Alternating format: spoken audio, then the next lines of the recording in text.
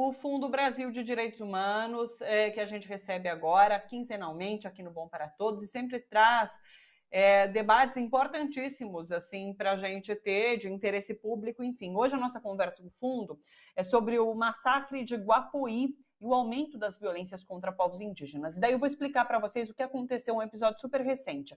Agora, no dia 24 de junho, os moradores da terra indígena Amambaí, no Mato Grosso do Sul, eles foram brutalmente atacados pela polícia militar quando retomavam um território ancestral chamado Guapoí, que hoje está registrado como uma fazenda. Bom, segundo os indígenas, essa ação foi protagonizada pela polícia, orientada por fazendeiros locais. Os vídeos que circulam pela internet mostram tiros sendo disparados de um helicóptero da PM contra jovens desarmados, além de uma violência extrema contra indígenas rendidos. Por essas características violentas, essa ação recebeu, então, da comunidade o nome de Massacre de Guapoí e resultou na morte do indígena Vitor Fernandes, de 42 anos. Ele foi alvejado por policiais militares do Batalhão de Choque, que entraram nessa ocupação sem autorização judicial e, além de matar, deixaram diversos indígenas feridos ao tentar expulsá-los ali desse território. A novidade é que na semana passada, dia 4 agora de julho, a Justiça Federal de Ponta Porã negou um pedido para despejar os Guarani e os Kaiowá da retomada de Guapoí em Amambaí. Esse caso ainda não foi concluído, mas até a análise final, os indígenas receberão proteção integral de acordo com essa decisão, então, da Justiça Federal. Para a gente entender essa disputa, falar um pouco mais sobre esse episódio, inclusive, nós recebemos hoje o Tonico Benítez, que é antropólogo Guarani Kaiowá, e a Juliane Yamakawa, que é assessora de projetos do Fundo Brasil. Tonico, Juliane, um prazer recebê-los aqui, sejam muito bem-vindos. E eu quero começar conversando com o Tonico para que ele explique, inclusive, para a gente a importância da retomada de um território como esse por aquela população indígena. Tonico, bem-vindo. Boa tarde a todos e a todas que nos assistem. Muito obrigado pelo espaço. É um fato histórico, né? É uma longa luta do povo Guarani Kaiowá, do meu povo, né? Porque a retomada, hoje conhecida como o termo retomada, e o processo de retorno ao território tradicional, né? É uma forma de recuperar uma parcela, ou seja, uma fração dos territórios amplos do povo Guarani Kaiowá, né? Que nos últimos 30 anos tem ocorrido esse processo de retorno, né? Mas a retomada e o retorno é diante de demora da regularização, porque a Constituição de 1988 determinou que fosse demarcada as terras indígenas tradicionais, de ocupação tradicionais, em 5 anos. Mas isso, de fato, nunca aconteceu no Mato Grosso do Sul, né? Então, diante disso, o povo Guarani Kaiowá, paciente, com muita paciência, aguarda desde 88, né, que é a Constituição, porque os povos Guarani Kaiowá foram expulsos e removidos dos territórios antes da Constituição de 1988. E depois da Constituição de 88 começa esse processo de retorno ao entender os direitos ao território de ocupação tradicionais. Começa esse processo de retorno, que hoje é conhecida como retomada, né? Porque um retorno, mas aquela área específica já conhecida, já estudada, já identificada, já demandada há anos, né? Então, Guapoí, que em foco hoje, é uma das áreas tradicionais que já é demandada há muitos anos, né? Há muito tempo, e passada há muitos anos, e agora vem essa tese de marco temporal que quer deixar mais desesperada a população o povo Guarani Kaiowá, né? Então, por isso acontece esse processo de retorno, mas depois de muito tempo de pressionar o órgão, o sistema do Estado para regularização das terras, né? Então, a última palavra do povo é a retomada, né? Mas depois de muita ida a Brasília, em cima da Fundação Nacional do Índio, recorrendo à justiça, e quando vê que não tem saída, não tem mais a quem recorrer, e aciona esse processo de retorno que é que arrisca a própria vida, né? Então esse é a retomada, né? Aliás, Tonico, para explicar também um pouquinho sobre a situação dessa comunidade que decidiu fazer a retomada, até onde eu li, eles vivem numa área muito restrita, né? Muito pequena. Por isso resolveram fazer a retomada, porque precisam de espaço para que a comunidade possa, enfim, sobreviver ali, né? Tem essa questão também. Por isso da retomada nessa área. Exatamente, porque o Guapomirim, ele é uma parcela pequena da reserva regularizada em 1920, né, pelo ECPI, antigo Serviço de Proteção aos Índios, que regularizou 7 reservas na época, né, e toda reserva no mapa da época, a extensão não passava de 3.600, ou seja, toda a área era 3.600 hectares, né. E hoje a Mambá e Guapomirim, a extensão é 2.500 hectares, então falta 1.000 hectares, mas isso já é uma área regularizada há muito tempo, já quase um século, né?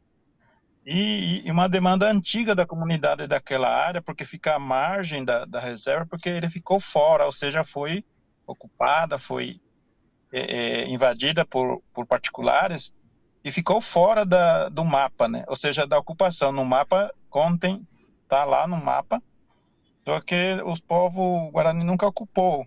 É uma parcela pequena, né?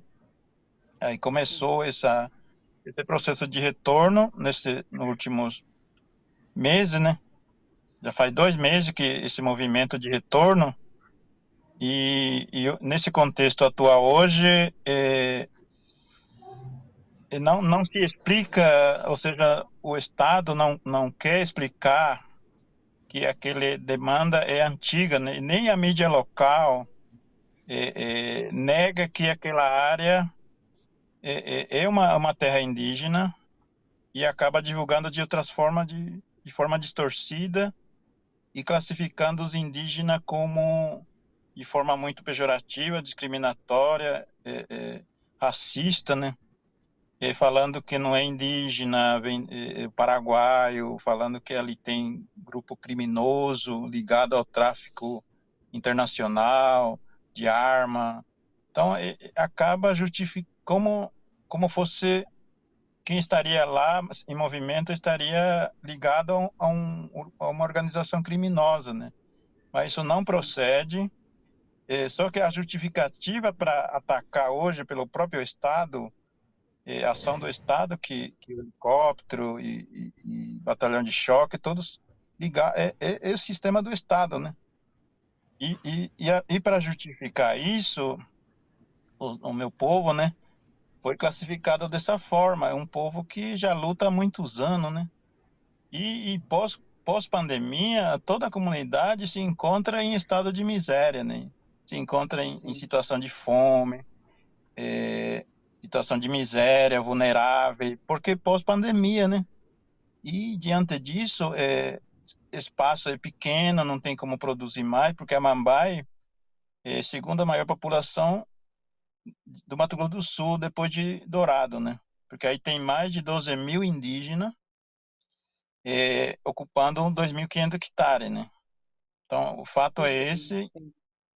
É, enfim, esse é o contexto em que aconteceu, que o mundo assistiu no último mês, no último final do mês de junho, né? Que sofreu ataque o Guarani Kaiowá pelo próprio Estado, de forma muito, pela primeira vez na história, depois da Guerra do Paraguai, atacado daquela forma, usando todo esse aparato, essa tecnologia que deveria ser usada para proteger, mas foi utilizada para atacar e para fazer genocídio, né? Porque aí as crianças que foram feridas, as mulheres e as pessoas mais vulneráveis, né? O Tonico, você citou essa questão do marco temporal, eu já quero conversar com você um pouquinho mais sobre isso, aprofundar essa discussão. Antes, deixa eu conversar com a Juliane, porque o Fundo Brasil tem, inclusive, editais direcionados para a população indígena, né? E daí eu queria que você contasse para a gente mais sobre isso, explicasse para a gente. Seja bem-vinda, Juliane. Obrigada, Thalita. Boa tarde, Tonico. Prazer revê-los. Boa tarde também a todo mundo, né, de casa. E, bem, historicamente, o Fundo Brasil tem apoiado grupos de organizações indígenas desde a sua fundação, há 15 anos atrás. E esses apoios eram e continuam sendo realizados por meio do nosso edital geral. O edital geral abarca temáticas diversas, apoia grupos de todas as regiões do país, inclusive o Tunico, enquanto uma das lideranças da Atiguaçu, que é a Grande Assembleia Guarani Kaiowá, já coordenou projetos que foram apoiados pelo Fundo Brasil em nosso edital geral. Então é daí que vem a nossa parceria. Mas lá em 2019, um contexto político que trazia a ascensão, mas também a consolidação, né, de um governo abertamente contrário a diversas pautas indígenas e socioambientais, nós lançamos o SOS Amazônia, que é um fundo emergencial que apoia organizações indígenas da Amazônia Legal Brasileira nas suas estratégias para a proteção dos seus territórios, né, territórios que estão estritamente ligados aos seus modos de viver. E aí esse fundo segue ativo, recebendo propostas para apoio de até R$ 50.000. E nesses 2 anos de apoio do SOS Amazônia, a gente já apoia iniciativas de vários povos em territórios de todos os estados da Amazônia brasileira, como o povo Yanomami, né, que trava uma conhecida luta contra o garimpo, os Guardiões da Floresta da Terra Indígena Araribóia, no Maranhão, que também sofrem muito com a violência dos invasores, grupos e organizações do Vale do Javari, que recentemente teve mais visibilidade, infelizmente, por conta dos assassinatos do Bruno e do Dom, né, dentre vários outros grupos.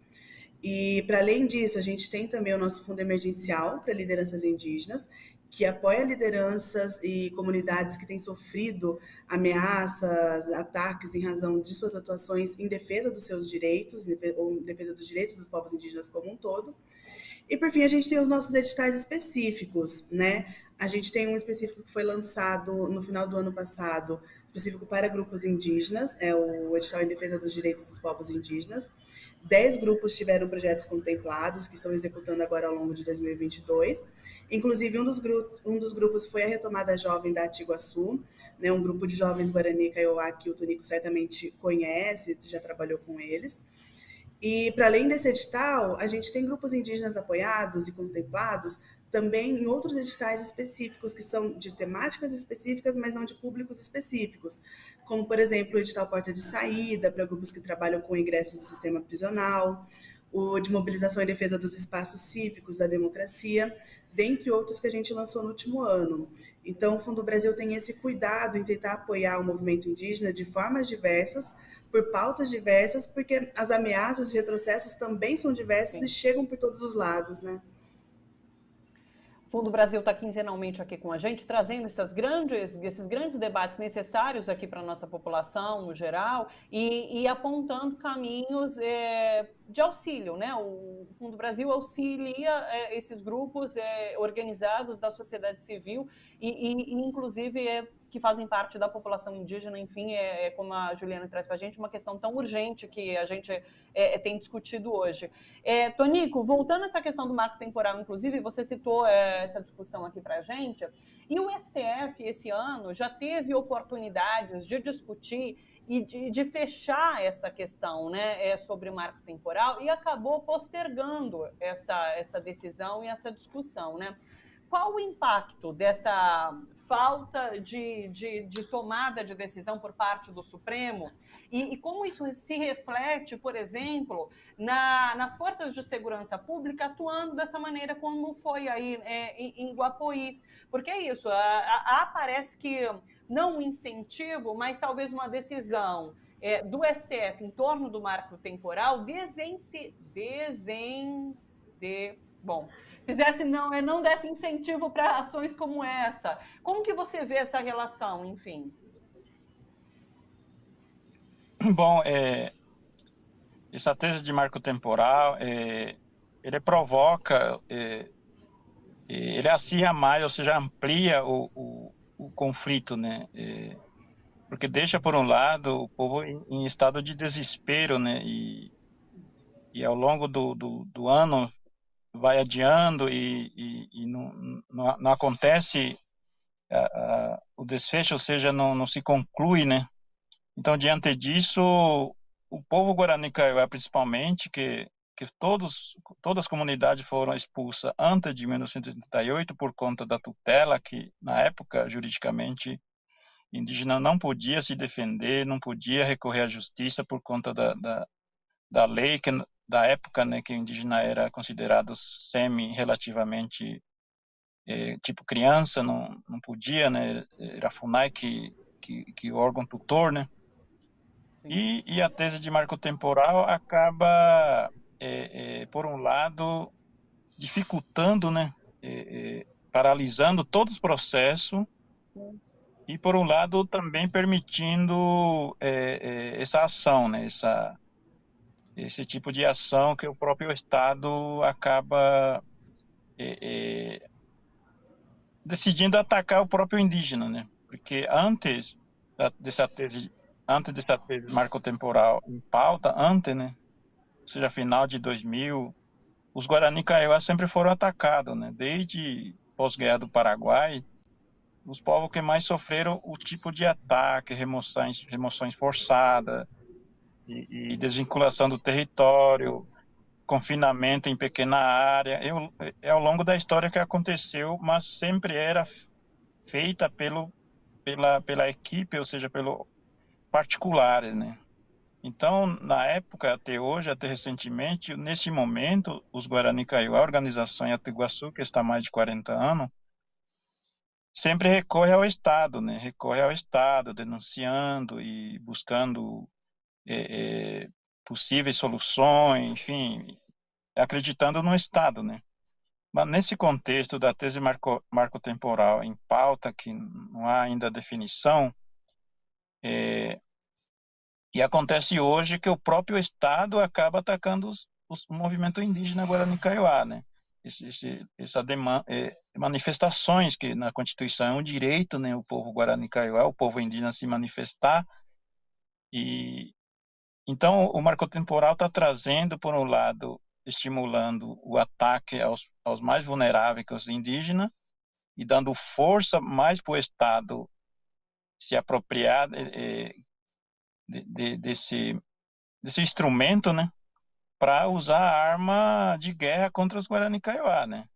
Porque antes era particular que atacava indígena, assassina, cerco, era particular, né? Mas hoje, em Guaporé, claramente que o próprio Estado, né, do Mato Grosso do Sul, sistema de polícia militar, tropa de choque, e a manifestação começou também no contexto de contra a tese marco-temporal, porque um mês atrás, final de abril e maio, começou a manifestação contra a tese marco-temporal no Mato Grosso do Sul, né, porque estava prevista para votação no dia 23 de junho, né?